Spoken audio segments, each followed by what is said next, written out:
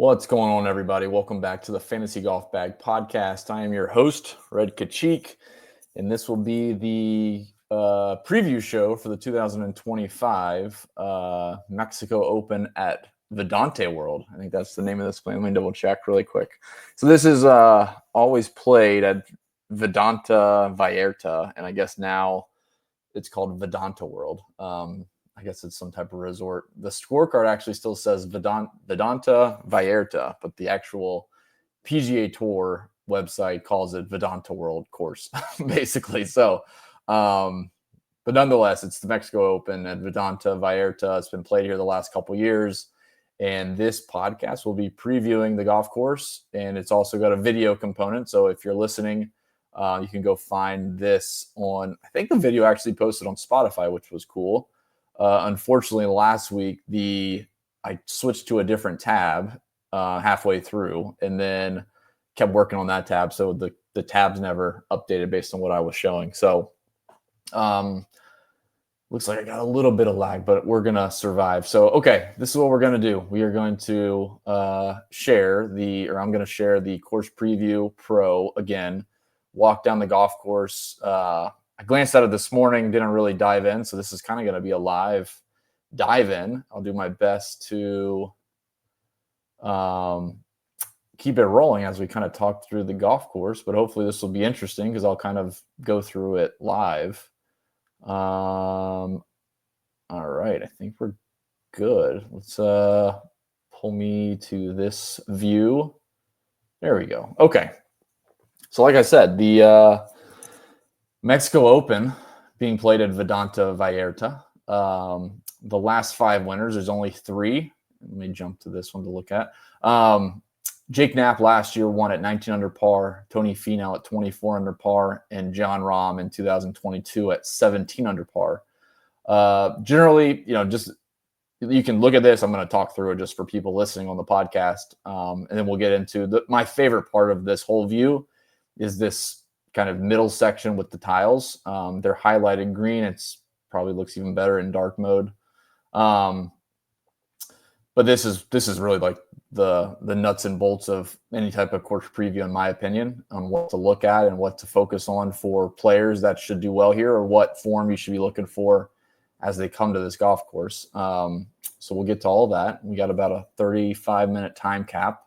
So this will be a nice, smooth preview show. So Vidanta Vallarta, it's a par 71, about 74.50 on the scorecard. If you're watching this on YouTube or Spotify, you can kind of see there in the middle. There's the course plays almost a shot under par for the field. The big birdie holes are really any hole playing under par is a good birdie hole because the field is averaging under par there. But the big ones are really 6 and 7. I think 7 is drivable, if I'm not mistaken. But 6 is a par 5. And then number 12 and number 14 are par 5s. And 18 is also a par 5. We have, 5 par 3s.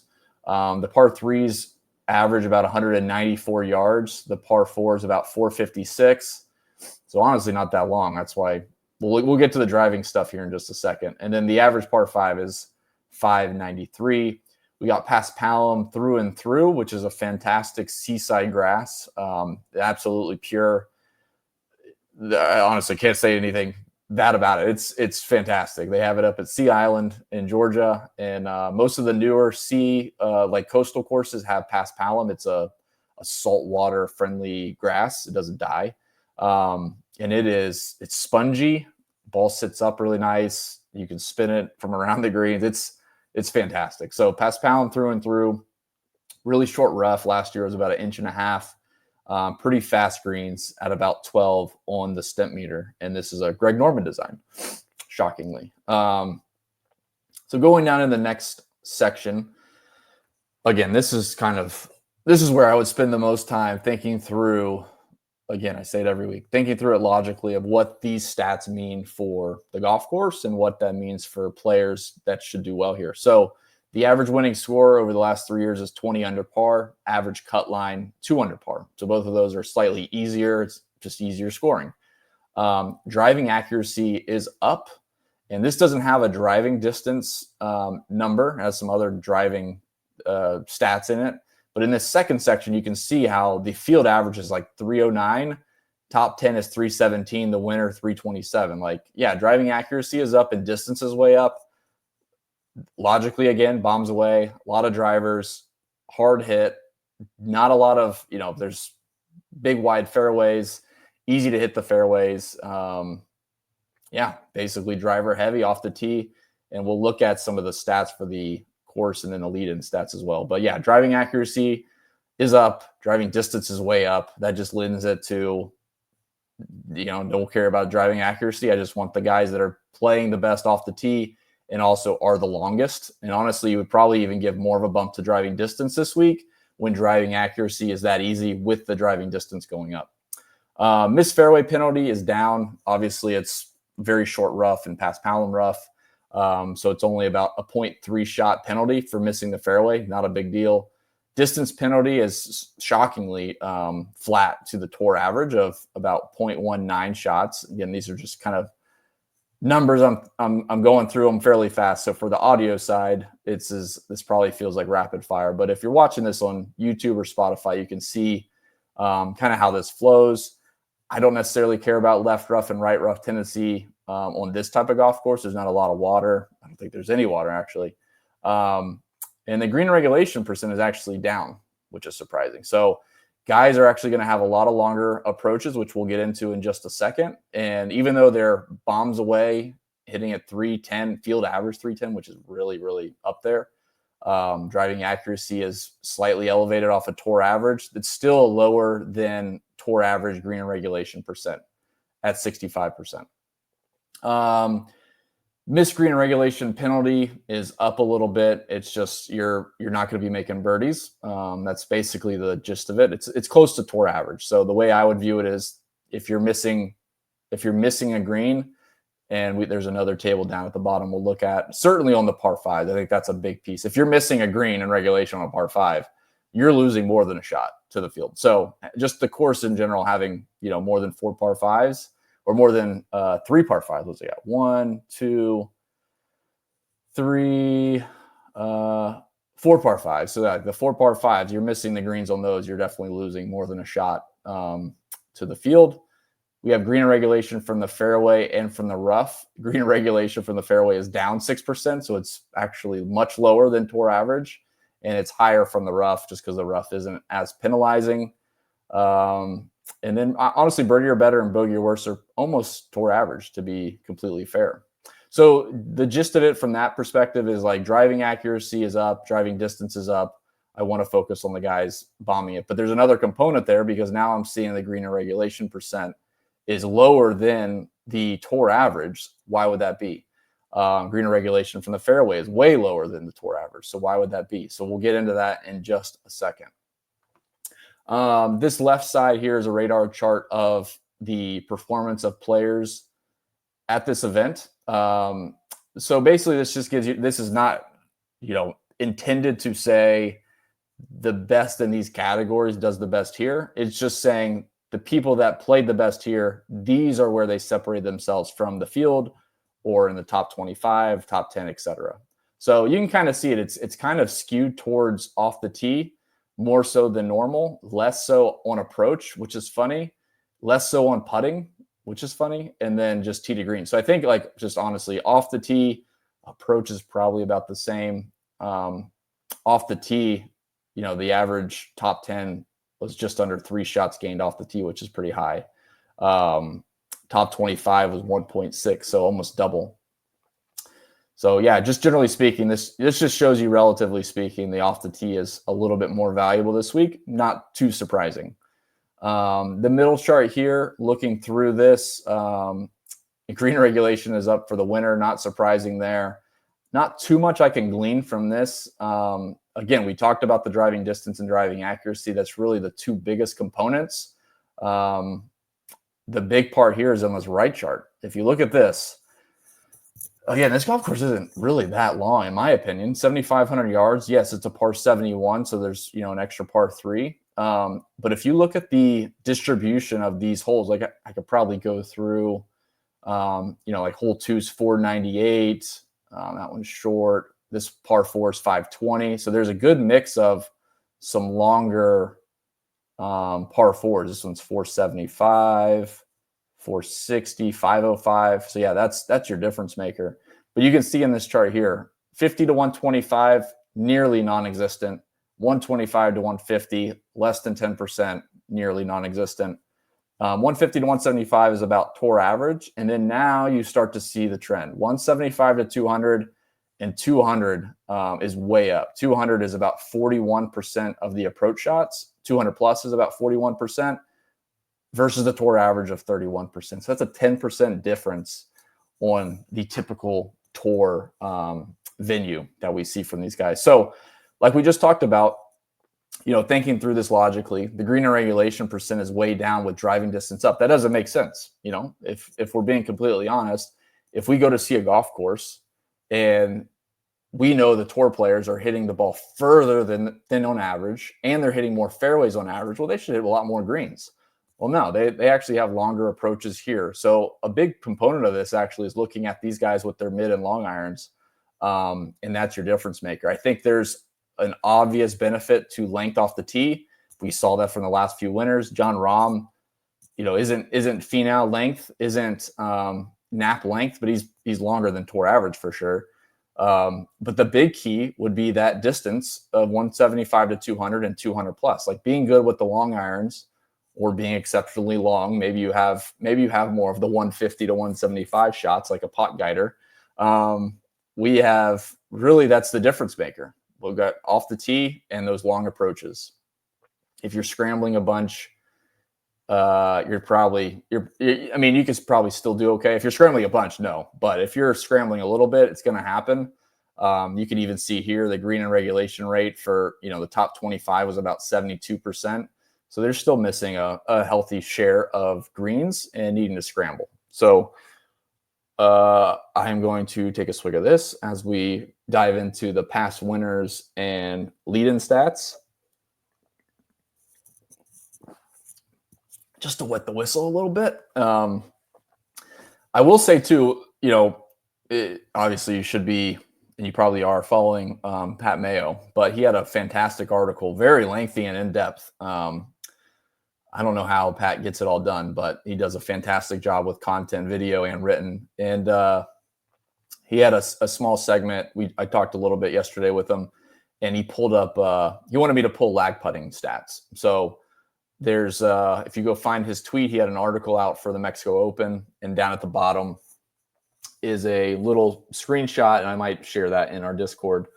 But basically giving you a look at the players that had far proximity, like you can see here, the average proximity, and this golf course for the field is 48 feet, average proximity almost 50 feet. For the winner, even it's 40 feet. Like there's a lot of long putts, and I think that's his angle, is looking at guys that can lag putt the best. So yeah, go find his tweet. Also, obviously, if you haven't signed up for fantasygolfbag.com, gosh, I'm terrible at plugging things. You could do that as well. We still have a promo through the end of February. So you can go sign up at fantasygolfbag.com and see our new tools, including this one and several others that I'll kind of touch on here during this podcast. And then the spectrum data and this lag putting data, I'll drop in the Discord. So yeah, I think hopefully that makes sense. Honestly, you're looking through the stats, you're saying, okay, well, how does this, statistically, how does this make sense? They're hitting it way further than average. They're hitting more fairways than average, but their green and regulation is down. So something has to explain that. And even green and regulation from the fairway is down. So it's not like, it's not like the rough is really like making a big part of this. And then you look at, they're going to miss more greens from 200 plus than if they had wedges at Pebble Beach or something. So even with smaller greens, I think these greens are around 7,000 square feet on average. So they're not small.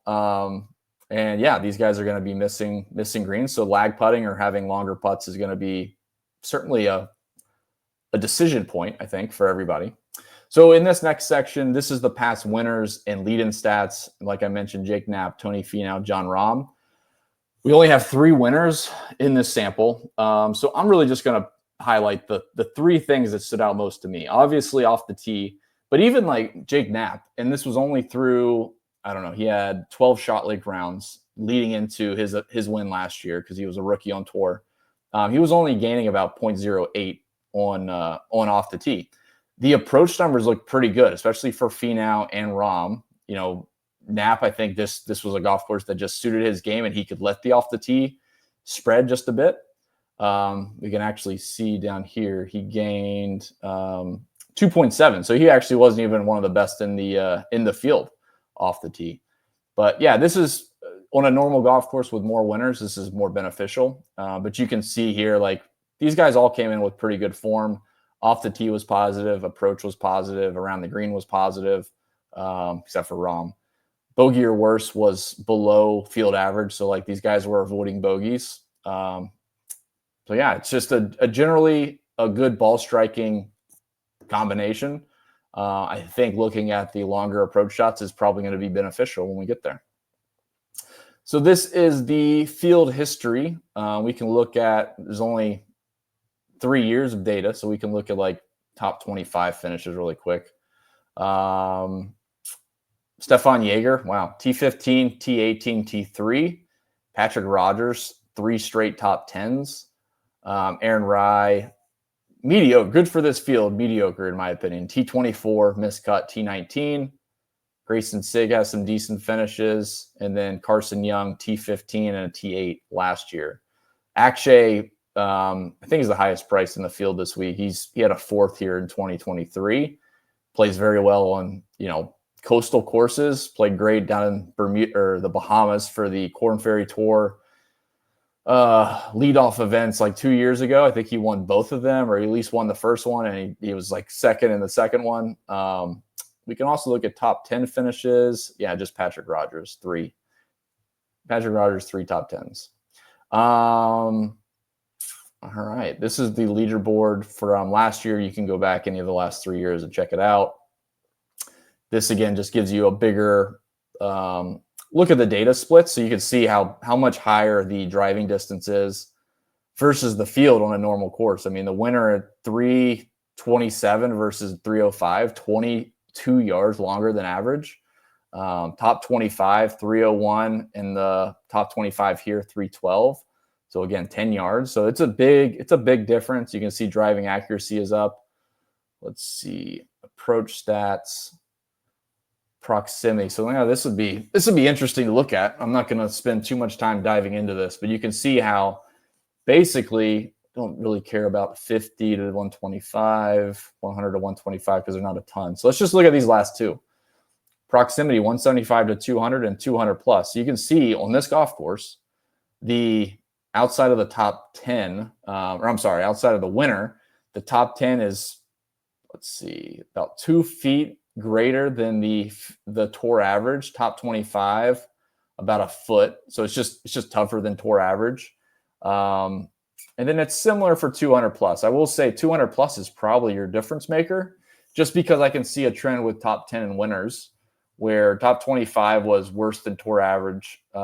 Everyone that made the cut was worse than tour average, but the top 10 had a nice drop off of about 2 feet less than tour average. So I would say if you're going to narrow it down, driving distance off the tee, strokes gained off the tee. We have Spectrum off the tee now, which is great. And then proximity from 200 plus. Obviously, you throw in the generic strokes gained approach or Spectrum approach and all those things. Birdie or better never helps or never hurts. Bogey or worse never hurts. But I think that's the key. This proximity 200 plus looks like it's the big standout. Don't mind leaving in 175 to 200, but man, if I really want to focus on the players that should have the best chance, doing really well from 200 plus is the ticket. Unless, like I said, unless it's Pot Guider, who's like an exception where he's not going to have those 200 plus approaches. And we haven't got there yet, at least for Fantasy Golf Bag, haven't got there yet where I can customize buckets based on the person's driving distance. But yeah, I think just generally speaking, off the tee distance, proximity from 200 plus, and don't mind looking at that lag putting that Pat Mayo had dropped. This is the hole by hole details. Again, you can see where like the missed green and regulation penalty is super high. Like hole 6 is a par 5, it's a shot. On hole 7, drivable par 4, it's over a shot. So again, just gives you a good look at which holes are the most difficult.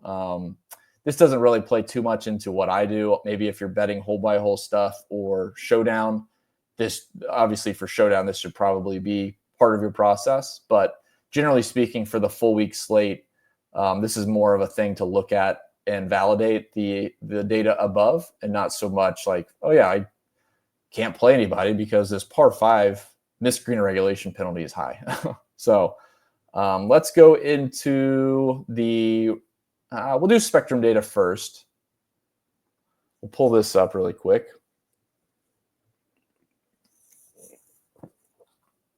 All right, so this is, hopefully I'm still good. Yeah, perfect. All right, so again, I know I breezed through that fairly quickly. I had a hard time cap, so trying to get this in. But hopefully it all makes sense. Honestly, just boiling it down, I'm not going to reiterate again, but for the 15th time, the distance off the tee, long approaches, check, move on with your day. Obviously some recent form, course history never hurts, but the spectrum stuff. So we had an update last week to our spectrum edge. So now we have approach and off the tee in both. So you can actually compare strokes gained approach versus spectrum for approach and off the tee, or one or the other. So I'm not going to go into each specific one. So like approach edge, you can go filter on the best edge. What I do, if people are watching this on, look at Rosner, look at that, 7,300, fantastic play this week. Norgard, wow. So this would be an option where if I really wanted to fine tune my process of, again, we can get into details of spectrum, continuously for a very long time. But the premise essentially is to eliminate the outliers, and I want a truer representation of their approach numbers or off the tee numbers. In the Stat Model Pro, which I don't think I'll have time to go through today, it has tee to green, around the green, and total. So it even has spectrum total now, which is kind of cool. But yeah, like for this here, strokes gain approach, and now I can compare spectrum to strokes gained, and maybe I just want, I say, I want strokes gained also to be positive. So I'll do, 0.25. There we go. And then, I want big edges, and I also want pretty high spectrum. So like we'll do the same thing, greater than or equal to 0.5. And now we get a nice number of the biggest edges. So like for the people listening, the biggest edges as far as approach. And again, I would highly encourage you to use off the tee as well, just to kind of complement this. Nicholas Norgard, Victor Perez, Charlie Hoffman, Lanto Griffin, Jackson Suber, and Tim Whiting. So those are the biggest ones. So you could sort by both. We can do the same with off the tee really quick. I'm going to do just positive. There's not that many in the last 8 events that are positive, actually, and strokes gained off the tee. That's kind of funny in this field. And then let's do, we just got 4, so we'll just do that. So the biggest edges, Alex Smalley, almost 0.8 shots better off the tee than what strokes gained indicates. Lanto Griffin, about 0.7 shots better off the tee. And then Nicholas Norgard, again, 0.5. And Nicholas Norgard, man, we would have to take a peek at him. Actually, we can just do it right now. He is 8,400. We'll see his last few starts. Yeah, miscut at the Farmers Insurance Open, the Genesis Scottish Open. So he hasn't been playing over here. So this would be where I would go pull up his profile in Data Golf for like the DP World Tour and get an idea. So like, this is looking at his last few starts since the end of 24. And he obviously had a pretty good performance at the Farmers, even though he missed the cut. You can look at his round by round with Spectrum. Gained 0.7 off the tee, 2.5 on approach, really good, and lost a little bit putting. So what did he shoot that round? 70? Yeah. And then he shot 78 the next day. So yeah, I think Norgard's a fantastic option. So With that being said, you have plenty of different avenues to go down, but let's do the rolling stats for the show. Again, this just breaks it out. I don't have a toggle. I think the actually, let's do the rolling stats pro. Yeah, perfect. So this is Spectrum data for off the tee, approach, and putting. Yes, there's Spectrum putting. For the last 4 events, last 8 events, and last 12 events. So a rolling average over the last 4, a rolling average over the last 8, and then over the last 12 as well. So again, just giving us a nice, 1,000-foot view of how everybody is doing. This is really just going to be a nice overview, I guess, for each of the ranges. So for the 10K plus, let's kind of jump back and forth a little bit. Yeah, I mean, Akshay makes a lot of sense. Obviously, he had a T4 here 2 years ago. Really good performance last week and at the WM Phoenix at TPC Scottsdale. Really good off the tee, really good on approach. So as we saw the last few. Oh, look at that! I did it again. Let me pull them up here. When I shared the screen, I only get one tab to share. So when I jump to another tab, it's not sharing. But you can see here the Genesis Invitational off the tee, and approach has been very good. He had gained 4.31 per strokes gained. I'm not going to do the rough math. I probably should sum that at the bottom. But 2, 3, 4, minus 2, 2.5. So a little bit less in approach than what strokes gain has, but it's still positive and still pretty good. So I'm not worried about that. Let's go back. So I think over the 10K range, if we're going to narrow it down, let me get back into it.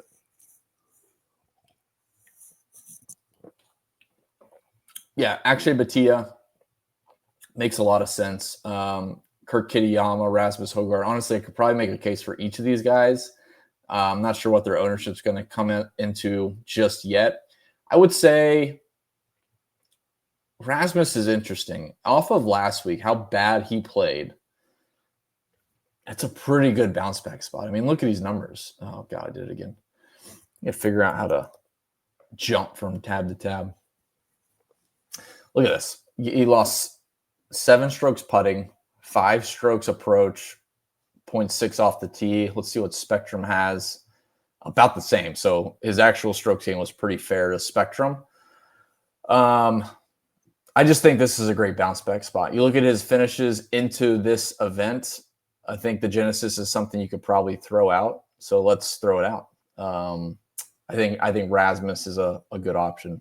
So for sake of time, I'm not going to click through all the names since I have to keep jumping back.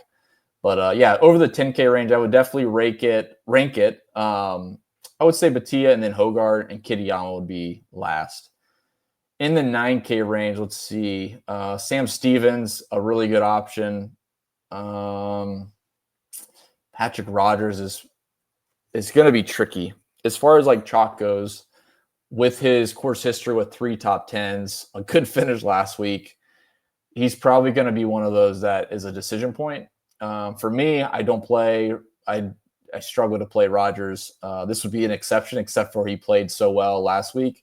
This would probably be a good week to hop off. So we'll see. I mean, it's very possible. It's very possible he's 25+% owned. As crazy as that sounds, with his course history coming off a good week. So yeah, just be careful of Patrick Rogers. Harry Hall, one of the best through the first couple months of the year, the first month of the year. I think Harry Hall is a good option there at 9,300. And then Taylor Moore down at 9K. Very good off the tee. Approaches mediocre, but not too bad. I will say, what is that? 3 names. Yeah, Jaeger's actually been pretty bad. So I think Jaeger's an easier fade than like Patrick Rogers, just from the sake of how bad his off the tee has been since the Sony, whenever it was that he lost it. I will say Michael Kim looks much improved. That's probably worth going back to. And it's a terrible list of names because it's such a weakish field that when the 9Ks are, Michael Kim and Bo Hostler, Taylor Moore, we have issues. So I think Ben Griffin's good as we go out down into the 8K range. Look at that, Kevin Yu. So Kevin Yu, I think, was 6,200 last week. Now he's 8,800 in this field. That just shows you the craziness. But he is playing great golf. I talked about him last week as being one of those players that you probably want to just keep playing until he falls off, and then just be, just kind of be late to jump off, I guess, because he's going to be so low owned. Even at 8,800, I think he's worth jumping into. So this is actually a really good range. The 8Ks, yeah. So CT Pan is a fade, I think, just off the distance. He has done well in some of these longer courses, which is surprising, but it's just not a CT Pan course. Like, it just don't overthink it. I think Nicholas Norgard is the one we talked about that had the rough miscut, but otherwise Norgard's been playing really good. Alex Smalley has been popping in our Spectrum data. I think Smalley's fantastic at 8,700. He's probably one of my favorites in the entire field to win this week. Keeping it rolling. Nikolai Hogard is fine. Actually, approach numbers look really good. We'll see. Actually, let me pull it up. I won't share that one, but while we're talking through them, I'll just do it really quick. Yeah, so he played the WM Phoenix and gained almost 5 strokes on approach and lost 2 strokes off the tee.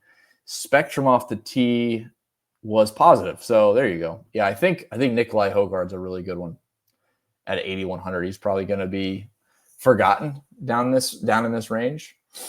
So for me in the 8K range, it's actually pretty littered so far. We'll see what lineup construction looks like. But the 9Ks, I'll probably have to come off of some of those guys I just talked about. Like, I talked about Hogard at 10-1 and then Sam Stevens immediately at 9,800.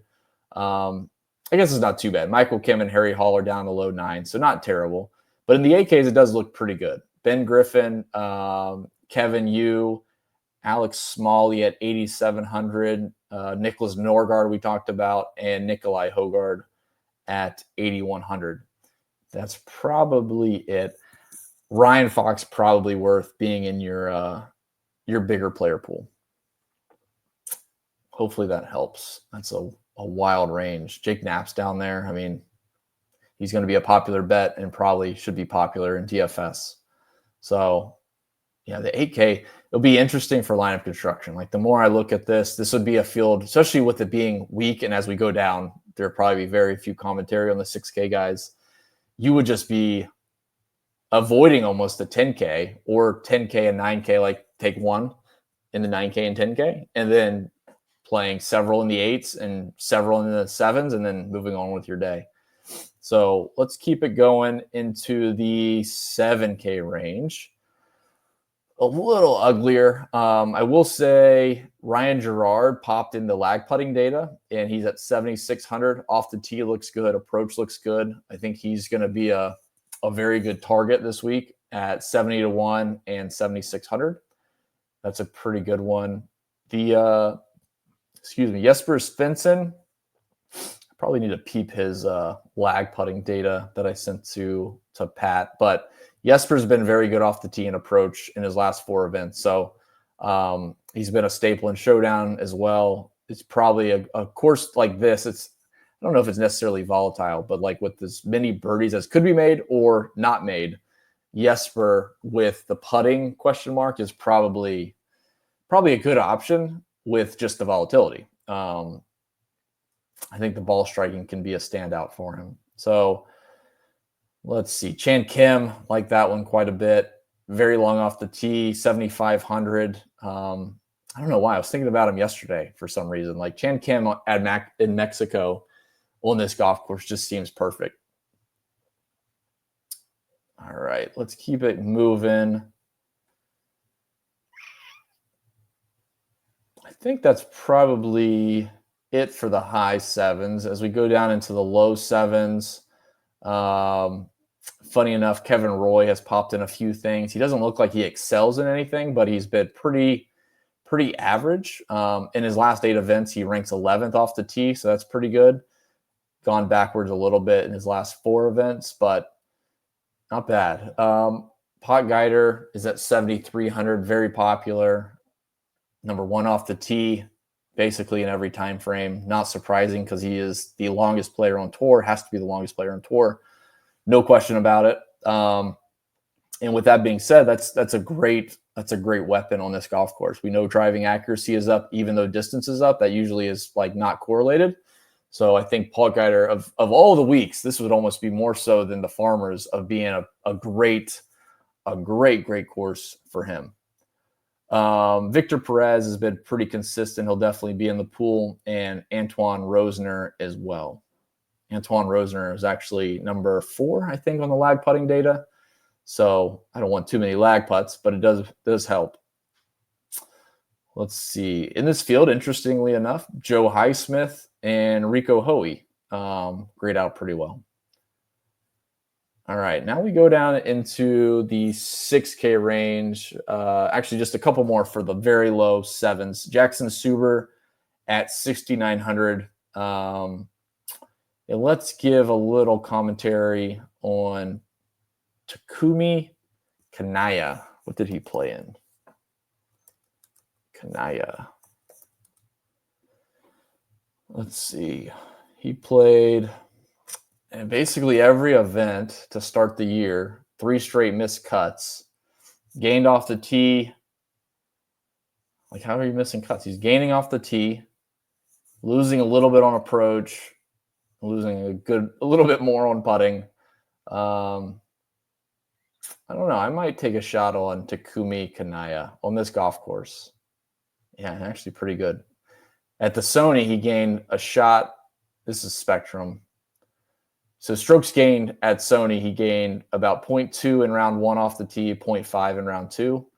And then for Spectrum, he gained 1.4 and 1.1 respectively. So I think Kanaya is interesting. I also think Damon's a good play as well. He also had his first win in Puerto Rico. This isn't exactly like Puerto Rico, but definitely the Paspalum is beneficial to Joel Damon around the greens. All right, let's move down. We got Hayden Springer at 6,800, a birdie maker when he's playing well. I like that quite a bit. Not going to play Ben Martin.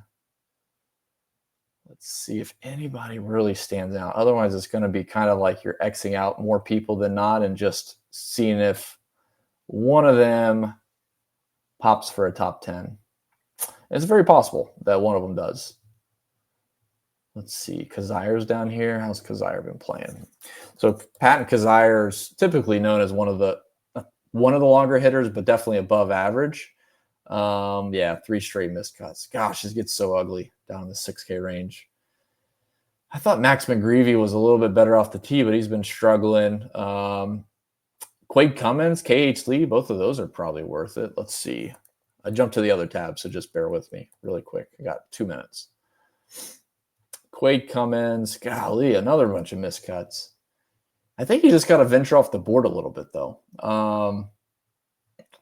Off the tee has been positive. Approach has been negative. Again, this would probably be where you would pull up the approaches 200 plus and just see if any of these guys over 6K can either hit it long and also, have been decent from 200 plus. That's the goal.